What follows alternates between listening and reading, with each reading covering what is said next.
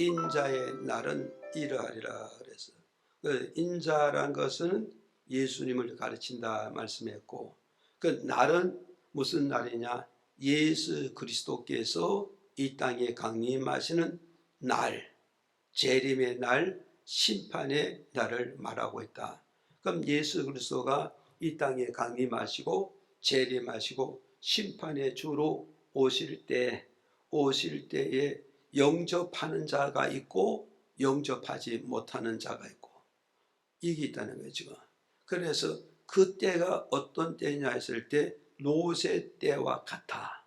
아멘. 좋으면 안 돼요. 노새 때와 같다. 또 노아 시대와 같다. 그러니까 여러분, 노아 시대는 그렇게 많이 믿는 사람이 있지만 8 식구밖에 구원을 못 받았잖아. 그러면 이 노아 시대도 예수님이 홍수로 심판할 때, 그 홍수에 심판할 때 구원받는 자가 있는가 하면 사망과 음부로 들어가는 자가 있었고, 소돔과 고모라 땅에 유황을 쏟아볼 때, 불기둥을 쏟아볼 때 그날에 구원받는 자가 있고 그날에 멸망을 받는 자가 있다는 거예요. 그럼 인자가 이 땅에 임하실 때도 노아 시대와 같고 롯의 시대와 같은 그런 형상이 벌어지게 될 것이다. 그런 시대가 벌어질 거다. 그러므로 인자가 이 땅에 강림하고 재림하는 그 날에 인자를 영접하고 맞이하기 원하면은 우리는 어떠냐? 항상 깨어있는, 살아있는 믿음, 생명 있는 믿음으로 준비하고 예비되어 있으면 재림의 예수, 강림의 예수를 맞이하고 영접해서 그분을 손을 잡고 어들어가서 하나님 나라에 입성을 하게 될 것이다. 그날에 잠든 영혼, 은 결국은 어떻게 될까 해서 예수 그리스도가 재림하고 강림할 때 맞이하지 못한다면, 영접하지 못한다면 우리는 어떠냐? 노아 시대에 버림받은 자와 소돔과 고모라, 롯의 시대 소돔과 고모라 땅에 처참하게 버림받은 자와 똑같이 그런 형상을 맞이할 수밖에 없다는 걸 오늘 우리에게 가르쳐주고 있다. 그래서 이 말씀을 가지고 인자의 날은 이러하리라는 말씀의 제목을 정했잖아요. 그래서 인자의 날에 이러하리라.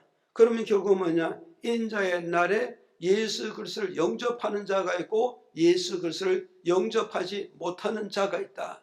그럼 여기서 우리가 주는 교훈은 뭐냐? 2 종류의 믿음을 말씀하고 있다는 거예요. 예수 그리스도를 영접하는 믿음이 있는가 하면 예수 그리스도를 영접하지 못하는 믿음도 있다는 걸 우리에게 가르쳐주고 있다.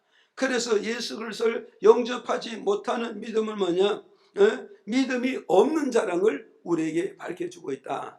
이해가시죠? 그래서 믿음 없는 자가 누구냐 했을 때 첫 번째 제목이 뭐겠어요? 하나님의 법을 지키지 않는 자가 믿음이 없는 자라는 걸 우리에게 가르쳐주고 있다.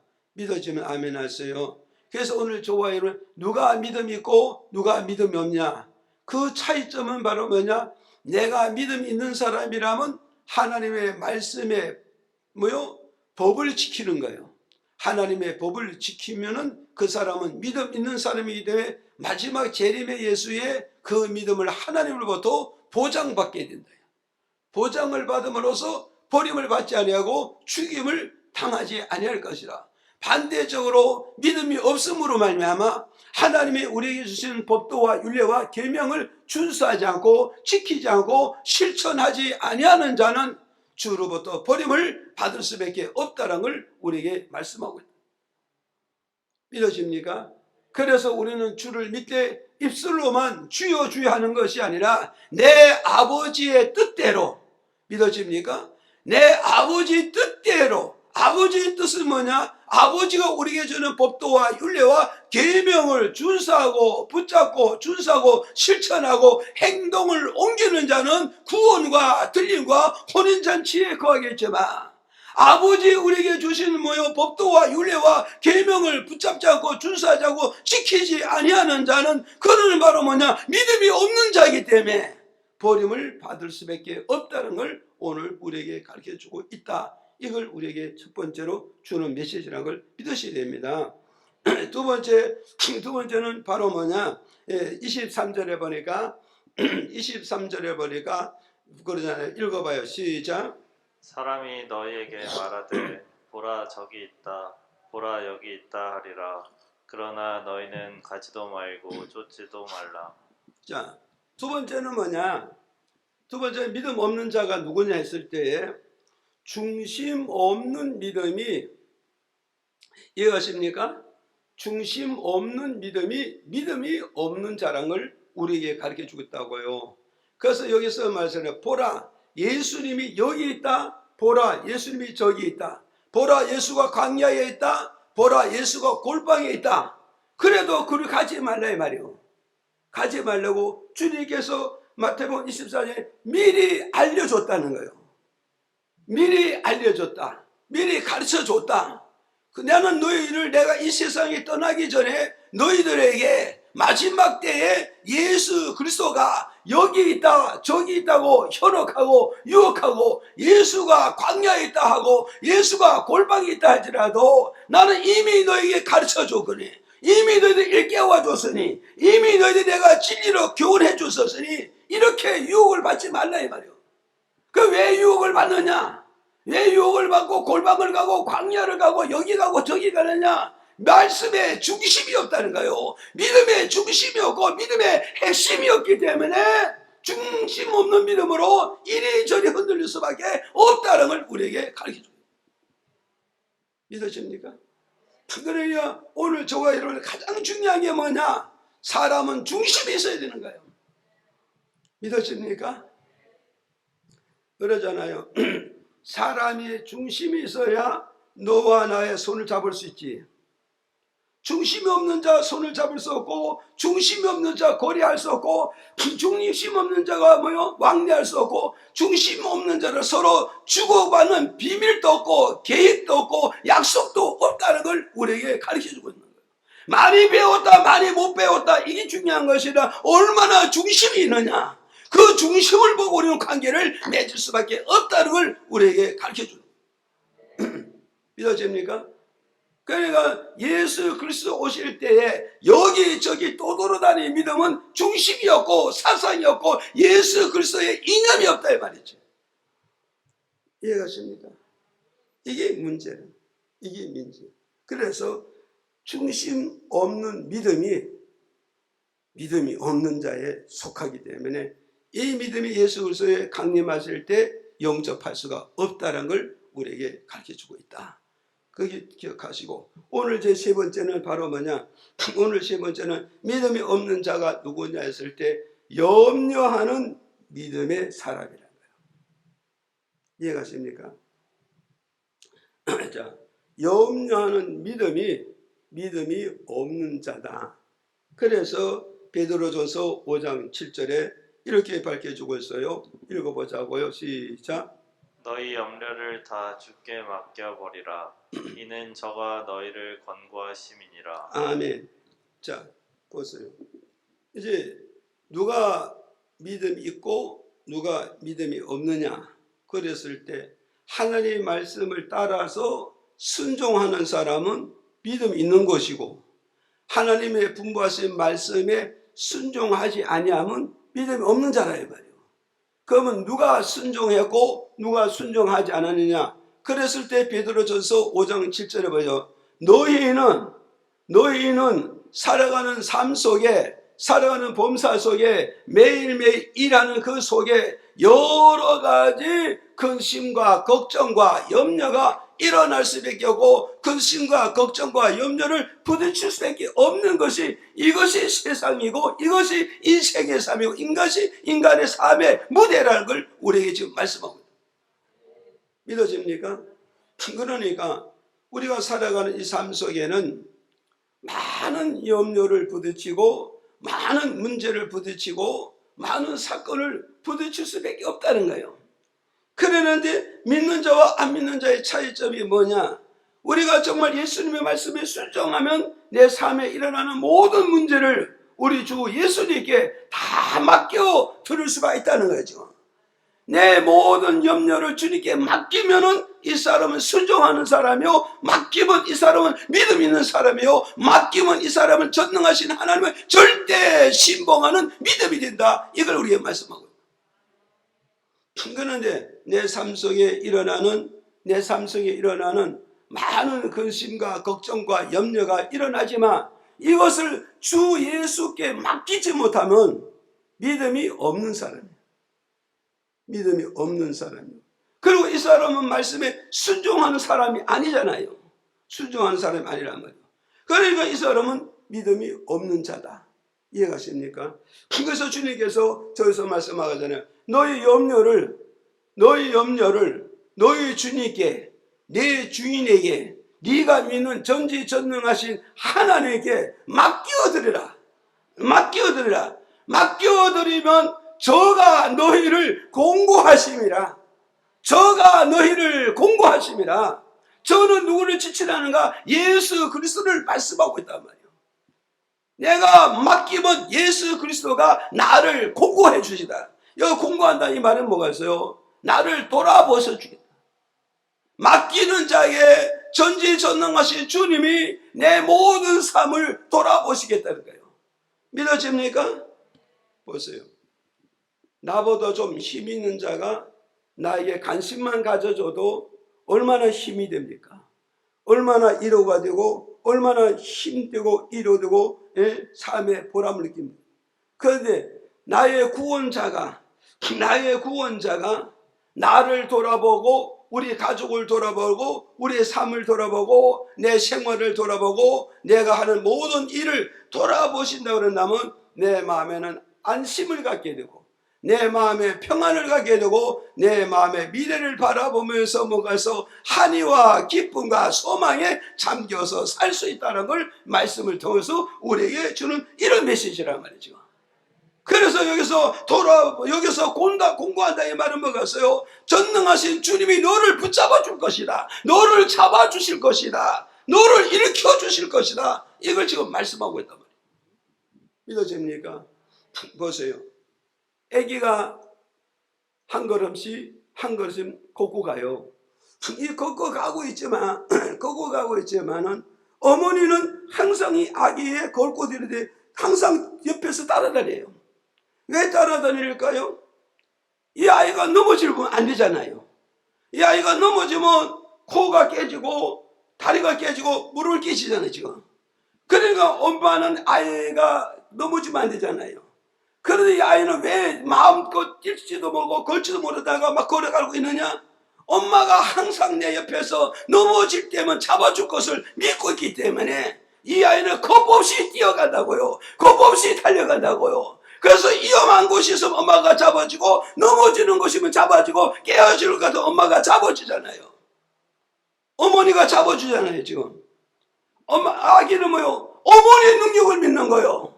어머니의 보살핌을 믿는 거예요. 어머니가 나를 반드시 붙잡아 줄 것이라는 이 확신이 있기 때문에 이 아이는 자신 있게 달려갈 수 있고 자신 있게 걸어갈 수 있고 자신 있게 뛰어갈 수 있다는 걸 오늘 우리에게 주는 메시지란 말이죠.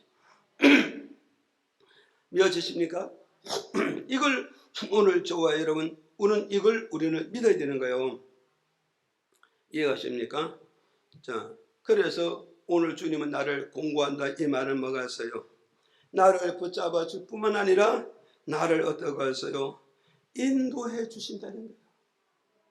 나를 공고한다는 이 말은 나를 인도해 주신다는 걸 오늘 우리에게 가르쳐주고 있다는 사실을 저와 여러분 믿으셔야 된단 말이에요.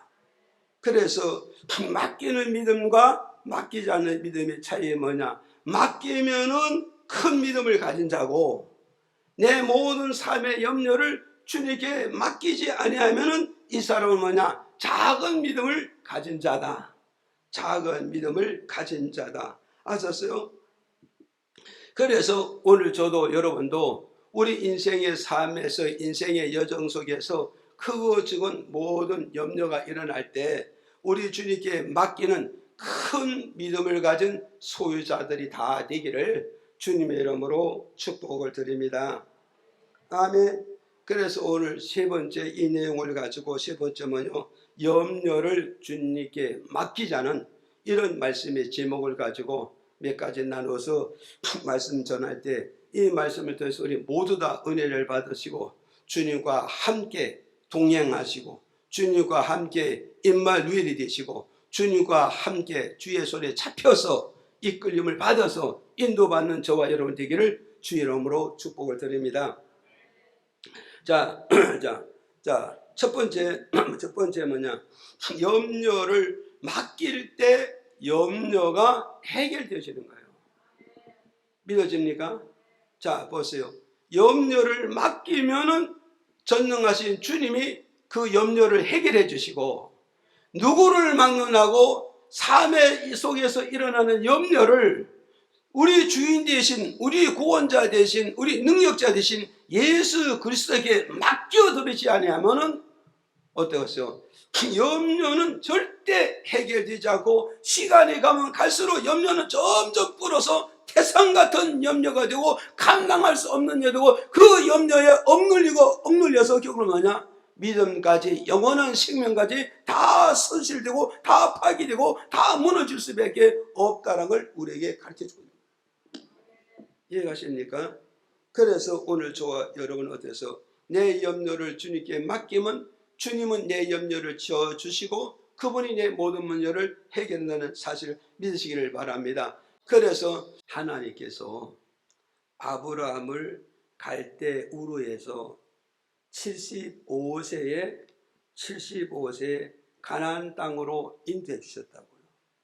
가나안 땅을 인도하시고 난 다음에 하나님께서 아브라함에게 나타나서 약속을 주는 거야. 아브라함아, 네 몸에서 태어나는 자식이 네 후사가 될 것이고 네 몸에서 태어나는 자식이 너를 대신 대를 이어가게 될 것이고 네 몸에서 태어나는 자식을 통하여 네 가문의 대를 이어가게 될 것이다.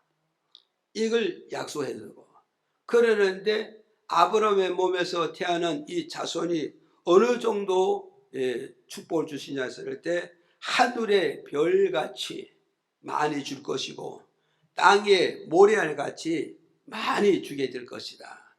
그러니까 이 말은 뭐냐? 하늘의 별같이 바다의 모래알같이 많이 준다. 이 말은 뭐냐면 아브라함의 몸에서 태어난 자손들은 셀 수 없게끔 많은 자손의 축복을 주시겠다고 하나님께서 아브라함에게 약속을 맺었다고요. 이 약속을 맺었는데 그랬는데 이제 로마서 4장 9절 가서 보니까 이렇게 말씀해 주고 있다고요. 한번 읽어보자고. 시작. 그런즉 이 행복이 할례자에게뇨 혹 무할례자에게도뇨 대저 우리가 말하기를 아브라함에게는 그 믿음을 의로 여기셨다 하노라. 이게 무슨 말씀이냐면 이제 아브라함은 갈대 우르에서 가나안 땅에 들어와서 갈대 우르에서 나올 때 나이가 75세잖아요. 75세에 가나안 땅에 들어왔을 때 아들이 없어요. 자손이 없다 이 말이에요. 그런데 하나님께서 나타나서 아브라함아, 네 몸에서 태어난 아들을 통하여서 네 후사를 세울 것이고 네 대를 이어갈 것이고 네 가문을 세워갈 것이다. 그러니까 아브라함은 어땠어요? 하나님이 내게 자손을 준다는 것을 약속을 받았단 말이에요. 약속을 받았는데 이제 로마서 4장 9절에서부터 쭉 연결되는 말씀이 뭐냐? 아브라함 나이가 지금 100세가 됐어요. 아브라함 나이가 지금 100세가 됐는데 어땠어요? 아브라함 나이는 100세가 되고 그 아내 사라는 나이가 90이 되었다는 거예요. 그러면 100세가 되고 90인데 이 부분의 나이 차이는 뭐냐? 10살 차이가 나다. 10살 차이.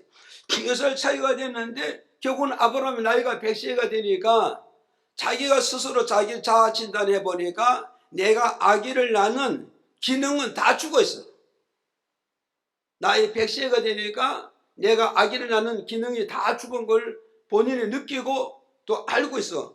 그러는데 자기 아내 사라는 뭐냐? 90이라고. 90이니까 자기 아내 사라도 경수가 죽었고 태가 죽었고 아이 낳을 수 있는 모든 기능이 죽어 있음을 보았다 말이에요. 그럼 이 두 부부가 어떡하세요? 이제 나이가 90이 되고 나이가 100세가 되니까 우리 대를 이어가지 못하는, 자손을 얻지 못한 이 부부의 근심이 가득하고 걱정이 많잖아요. 염려도 많잖아요. 그런데 이 두 부부가 뭐요? 근심에 잡히지 않고 염려에 잡히지 않고 걱정이 잡히지 않고 나와 약속하신 하나님의 능력을 믿고 있었다 이 말이에요.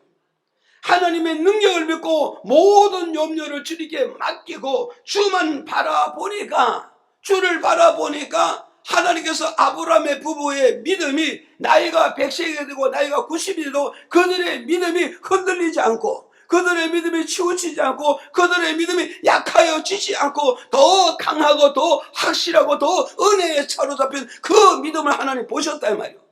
그래서 창세기 21장 1절에서 2절에 이렇게 밝혀주고 있다고요. 읽어보실까요? 시작. 말씀대로 사라를 권고하셨고 여호와께서 그 말씀대로 사라에게 행하셨으므로 시작. 사라가 잉태하고 하나님의 말씀하신 기한에 미쳐 늙은 아브라함에게 아들을 낳으니. 자, 보세요. 여기서 이제 아브라함은 나이 100세 되고 사라는 90이 돼도 인간의 기능은 다 떨어졌고 인간의 한계가 왔고 이제는 더 이상 나갈 길이 없잖아요. 그런데도 불구하고 아브라함과 사라는 누구를 믿어요? 전능하신 하나님의 능력을 믿고 하나님만 바라보고 있으니까 하나님이 그 아브라함과 사라의 믿음을 보시고 하나님께서 어떻게 했어요? 사라를 공고해 주셨다는 거죠. 저게 이해가십니까? 사라를 공고했다의 말은 뭐냐? 하나님이 사라를 돌아보시고 사라를 세우시고 사라를 먹어서 붙잡아 주심으로 말미암아 뭐가 됐다? 잉태하게 만들었다. 사라가 잉태해서 그가 아이를 낳았는데 뭐요? 아들을 낳았는데 그 아들의 이름은 뭐냐? 이삭이라 말씀하고 있다. 믿어집니까? 그래서 아브라함과 사라가 나이 90에 나이 100세에 어떻게 해서 이삭을 낳음으로 말미암아 부부의 염려가 끝났고 가뭄의 대를 이어가는 염려가 끝났고 자손에 대한 염려와 근심과 걱정이 다 끝났다는 걸 오늘 우리에게 가르쳐주고 있다. 그러면 여러분 생각해보라고. 아브라함과 사라, 이 두 사람들이 이 마음의 염려, 마음의 걱정, 마음의 고통, 마음의 이 괴로움을 하나님께 맡겼기 때문에 하나님이 해결해 주셨다. 그런데 내 나이 100세야, 내 와이프 90이야. 그렇게 되면 어떠냐? 게임이 끝났어. 더 이상 희망 없어. 하나님 바라보지 맙시다. 이렇게 끝났다면 해결됐겠어, 안 됐어? 해결 안 됐습니다. 그래서 오늘 저는 내 육체를 보지 말고 내 능력을 보지 말고 내 한경성을 보지 말고 세월을 보지 말고 전능하신 능력만 믿고 그분에게 모든 근심, 걱정, 영역을 맡겨만 드린다면 그분은 다 해결해 주신다는 걸 오늘 우리에게 가르쳐주는 그런 메시지라는 사실을 믿어야 되는 말이에요. 믿으십니까? 이걸 여러분 첫 번째 믿으세요. 그 다음에 두 번째는 바로 뭐냐? 이제 한번 마태복음 6장 27절 또 한번 읽어보고 시작. 너희 중에 누가 염려함으로 그 키를 한 자나 더할 수 있느냐? 자 보세요. 두 번째는 잘 기억하세요. 염려를 맡기지 않는 자에게는 내가 염려하는 그 길은 절대 없다. 염려를 맡기지 아니하면 염려를 해결할 수 있는 길은 없다 이 말이에요. 그래서 여기서 주님께서 하나의 비유를 들어서 말씀하고 있단 말이에요. 어떤 사람을 한 사람 시정 지명해서 이렇게 말씀하죠. 어떤 사람이 키가 작아서 작은 키를 한 자나 더 키워보려고 염려의 작은 키에 염려에 사로잡혀서 평생 동안 작은 키를 키워보려고 갖가지 방법과 갖가지 노력과 갖가지 수단을 다 발동해 보았지만 작은 키를 한 자를 키우지는 못했다는 거예요. 키우지 못했다. 그러면 결국 이 사람은 어떠냐? 염려로 시작해서 염려로 끝나는 인생이 되어주고 말았다. 이해가십니까 지금? 이걸 여러분 잘 아셔야 된다고. 보세요. 키 작은 이 사람은 이 땅에서 태어나서 작은 기에 대한 그 염려에 사로잡혀서 염려에 붙들려서 한평생 살다가 염려를 끝나는 이런 인생이 되어졌다는 걸 오늘 우리에게 가르쳐주고 있다 이 말이죠. 이해가십니까? 그래서 다시 말씀을 드리면 뭐냐? 다시 말씀을 드리면 키가 작은 사람의 단점이 뭐냐 이거죠. 키가 작은 자의 단점이 뭐냐 했을 때 하나의 작은 것은 붙잡았다 이거예요. 작은 것을 붙잡았다. 하나의 부족한 것에 붙들려 있었다는 거예요.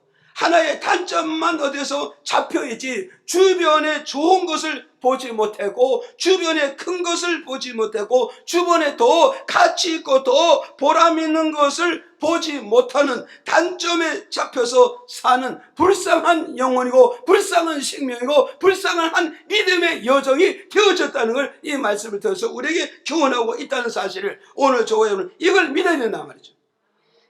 믿어집니까?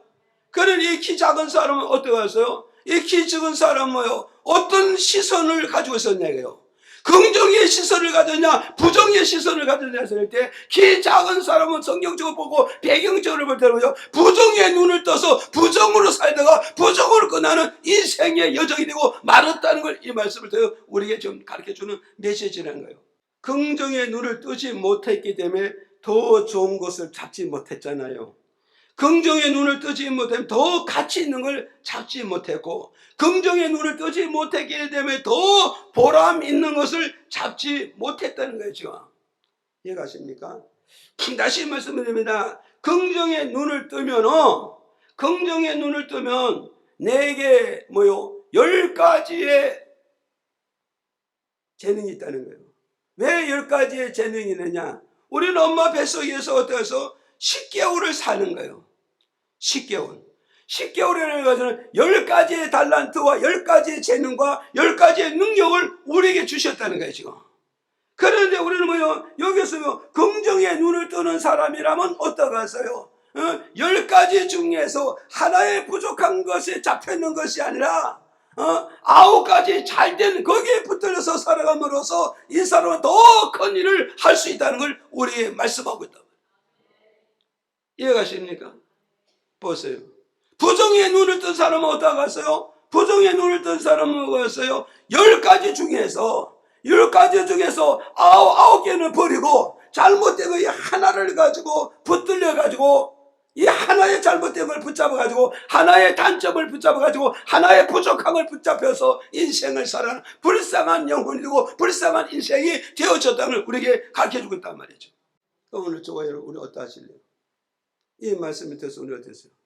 내가 긍정의 눈을 뜨면은 10가지 중에서 9가지를 보고 정말 행복하게 보람있게 멋지게 인생을 살고 멋지게 믿음 생활하고 멋지게 교회 생활을 해나갈 수 있지만 부정의 눈을 뜨면은 좋은 장점 9개를 버려버리고 단점들은 1개를 붙잡아가지고 일생을 초라하게 사는 거예요.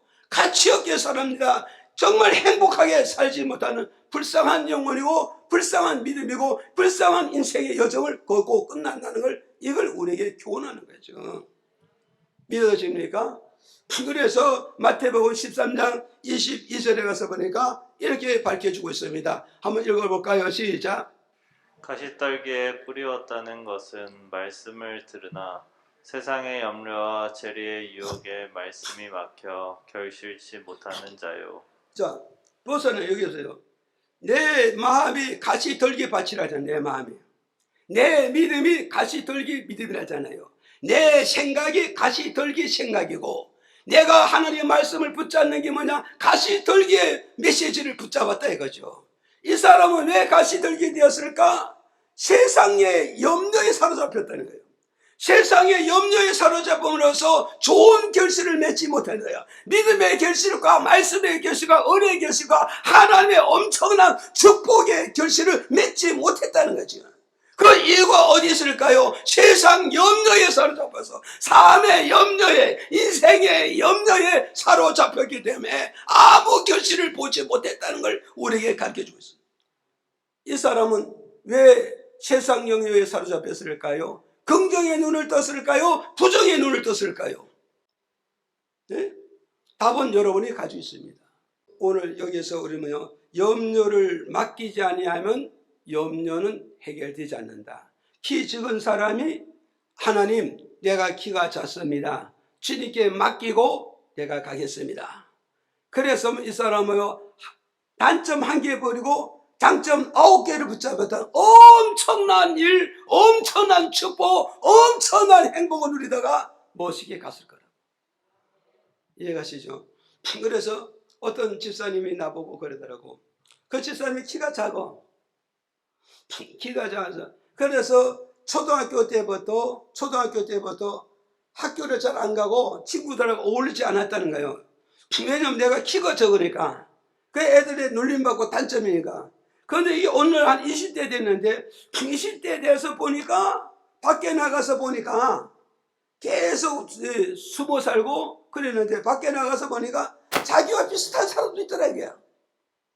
그 비슷한 사람을 보면서 뭘 느꼈냐? 내가 키만 작았지 눈도 정상이고 귀도 정상이고 입도 정상이고 마음도 정상이고 지식도 정상이고 머리도. 그러니까 내가 여기 이축받아서 20살 인생이 아니라 이거죠. 그래서 내가 이제는 항해해서 나가자, 큰 바다로. 그래서 큰 바다로 나가서 사니까 아무 문제가 없더란가요. 다만 키가 적을 뻔했는데 소리 자르면 의자로 올라가면 되잖아요. 이거요. 그러면서 그다음부터 그걸 깨닫고 거기서 탈피하고 나니까 그 집사님이 자유로워져 가지고 정말 행복하게 인생을 살고 있고 믿음 생활도 행복하게 믿음 생활한다는 거예요. 이게 왜 이랬을까? 숨어 사는 걸 왜 숨어 살았을까요? 나의 단점에 붙들려서 숨어 살았지만 밖에 나가서 보니까 뭐가서 긍정의 눈을 뜨잖아요. 긍정의 눈을 붙잡고 사니까 세상은 다 행복한 거예요. 세상은 다 자유로운 거예요. 세상의 모든 것을 다 내 것으로 누리게 되더라요 말이죠. 이해가 가세요? 이걸 우리가 믿어야 된다. 우리 분당 예강교회 사랑하는 성도들은 이러지 마세요. 다 긍정의 눈을 뜨세요. 그리고 행복하게 사시고 세상 모든 것을 내 무대로 정복하시기를 주님의 이름으로 축복을 드립니다. 그 다음에 세 번째는 뭐냐? 맡기는 염려를 하나님께 맡기는 자의 자세입니다. 자세. 여러분, 내 삶 속에서 일어나는 모든 크고 작은 염려를 하나님께 맡겼으면 어떤 자세로 우리 믿음 생활하고 어떤 자세로 우리 인생의 여정을 걸어가야 되느냐, 이걸 지금 여기서 말씀하고 있어요. 그래서 시편 37편 4절에서 이제 9절까지 우리에게 밝혀주고 있는데, 한번 읽어보실래요? 시작. 또 여호와를 기뻐하라. 저가 내 마음의 소원을 이루어 주시리로다. 너의 길을 여호와께 맡기라. 저를 의지하면 저가 이루시고 내 일을 빛같이 나타내시며 내 공의를 정오의 빛같이 하시리로다. 여호와 앞에 잠잠하고 참아 기다리라. 자기 길이 형통하며 악한 꾀를 이루는 자를 인하여 불평하여 말지어다. 분을 그치고 노를 버리라. 불평하여 말라. 행악에 치우칠 뿐이라. 대저 행악하는 자는 끊어질 것이나 여호와를 기대하는 자는 땅을 차지하리로다. 아멘. 자, 여기서 우리에게 뭐냐면 4절에 보시라고요. 4, 5절에 뭐냐면 뭐라고 그랬어요? 내 마음의 소원 이루어 주시리라 그랬어. 네 마음의 소원. 이 말을 바꾸면서 내 마음에 품고 있는 소망과 비전과 꿈을 누가 이루어 주신다?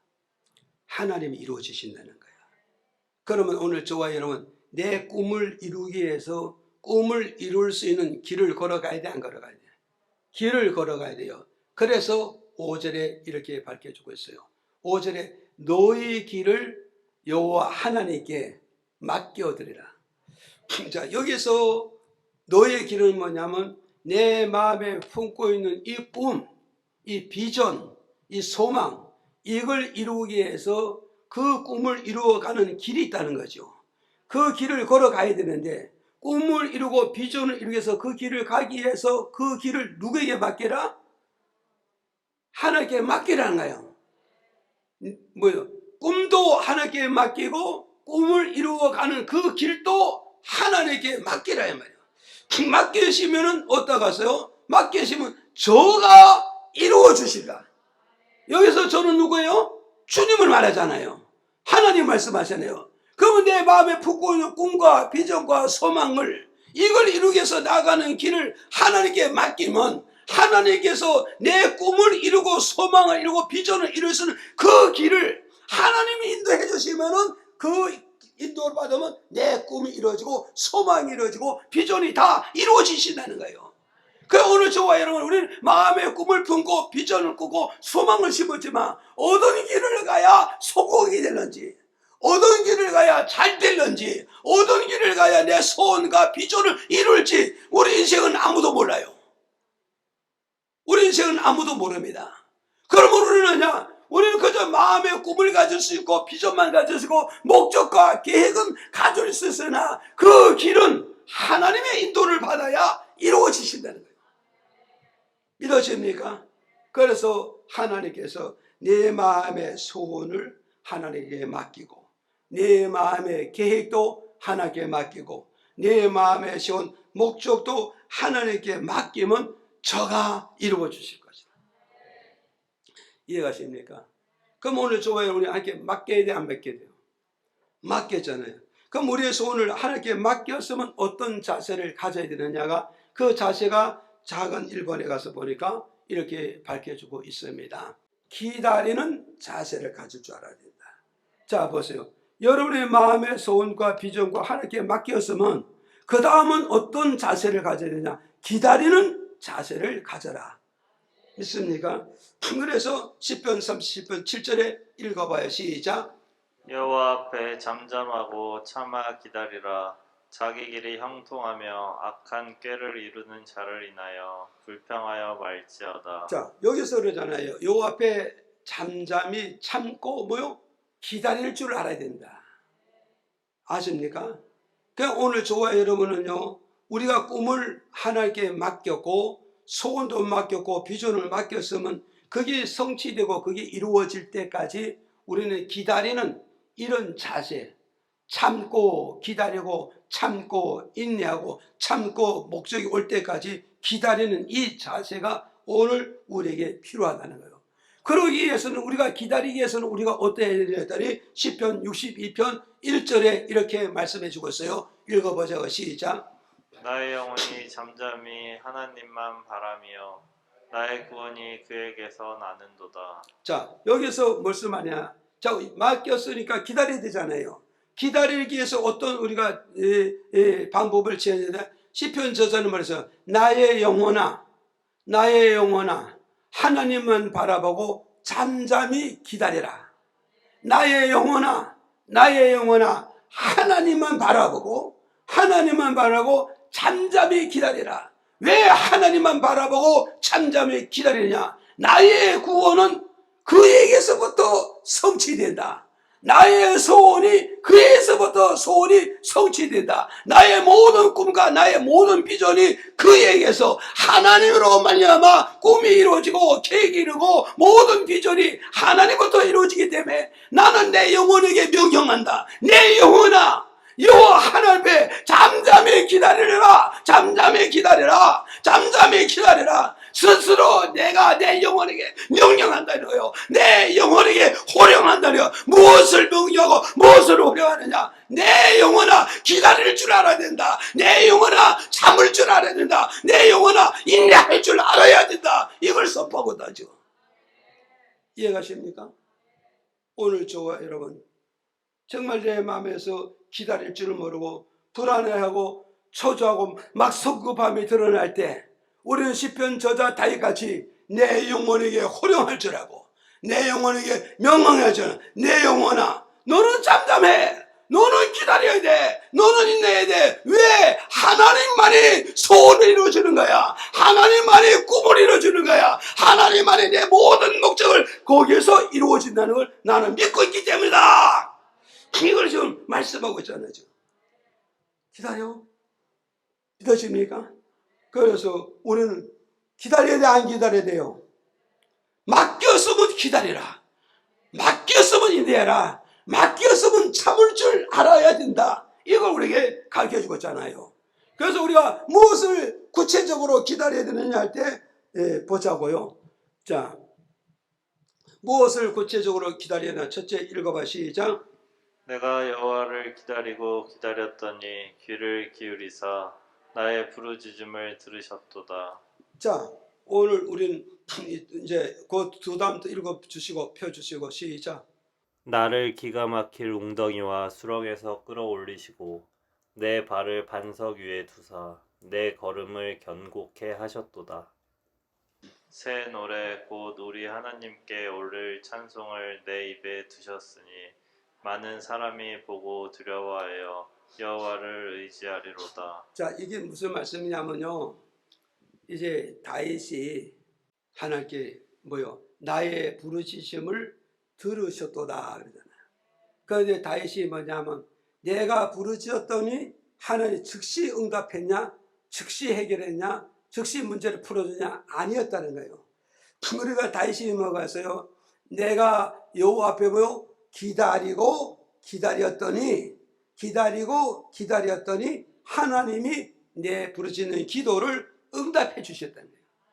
내 부르짖는 기도를 응답해 주심으로 그 다음 절에 가서 보니까 뭐라 그랬어요? 나를 기가 막힌 웅덩이에서 깊은 웅덩이와 깊은 수렁에서 나를 건져내서 내 발을 얻어 반석 위에 든든하게 세워주셨다. 여기서 반석은 예수 그리스도를 말씀하고 있단 말이에요. 믿어집니까? 내가 어디 지금 빠졌다고? 깊은 웅덩이에 빠지고 깊은 수렁에 빠졌을 때, 여기에 빠졌을 때 내가 하나님께 울부짖어 기도했는데 빨리 안 건져지고 빨리 해결 안 지고 빨리 벗어나게 하지 않은 거예요. 그래도 다윗은 낙심하거나 좌절하거나 포기 안 하고 계속 기다리면서 계속 기도하고 참고 기도하고 인내하면서 기도했더니 드디어 하나님이 나타나서 나를 깊은 수렁이와 운동에서 나를 건져서 반석 위에 하나님의 든든한 은혜와 믿음과 말씀의 나를 든든히 세워줬다 이 말이요. 그럼 오늘 뭐였어요? 우리가 무엇을 기다리는가? 내가 기도하고 났으면 응답이 올 때까지, 문제가 해결될 때까지, 깊은 수렁과 고통과 눈물 젖는 거기에서 벗어날 때까지 우리는 참고 기다리고 인내하는 이것이 필요하다는 걸 우리에게 말씀하고 있단 말이에요. 두 번째는 뭐였어요? 우리는 구원을 성취하고 구원을 이루기 위해서는 우리는 기다릴 줄 알아야 된다. 이걸 말씀하고 있단 말이에요. 마태복음 24장 12절에서 13절에 다 같이 읽어요. 시작. 불법이 성함으로 많은 사람의 사랑이 식어지리라.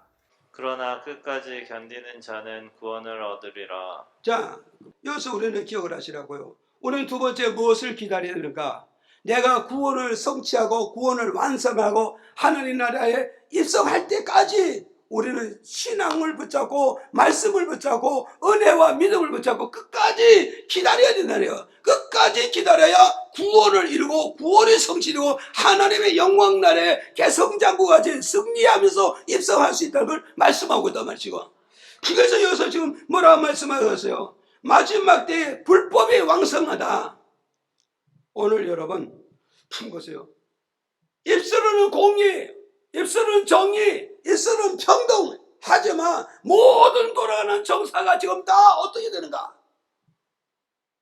오늘 우리 사회나 정권이나 정치나 경제 문화를 보세요. 얼마나 지금 불법이 왕성합니까? 이렇게 불법이 왕성하지만 사회, 경제, 문화가 왕성하지만 교회 안에도 불법이 왕성한 시대가 들어닥친다는 거예요 지금. 이렇게 불법이 왕성할 때 뭐가 식어지느냐? 예수 그리스도의 사랑이 식고 부모와 자식 간의 사랑이 식고 형제와 형제의 사랑이 식고 사람과 사람 관계 중에서 사랑이 식어진다는 거예요. 이렇게 불법이 왕성함으로 무너지게 뭐가 무너진다고요? 사랑이 무너지고 정의이 무너진다는 거죠.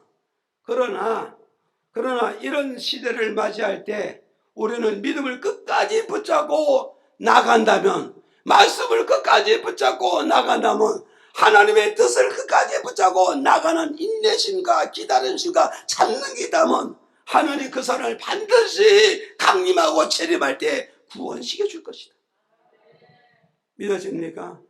그래서 오늘 저와 여러분은요, 지구의 종말이 올 때까지 우리는 인내할 줄 알고, 개인의 종말이 오고 개인의 인종이 올 때까지 우리는 구원을 성취하고 구원을 위해서 믿음을 붙잡고 말씀을 붙잡고 은혜를 붙잡고 우리가 기다리고 또 기다리고 기다리는 이 신앙으로 우리가 가야 된다는 걸 말씀을 통해서 우리에게 주는 메시지입니다.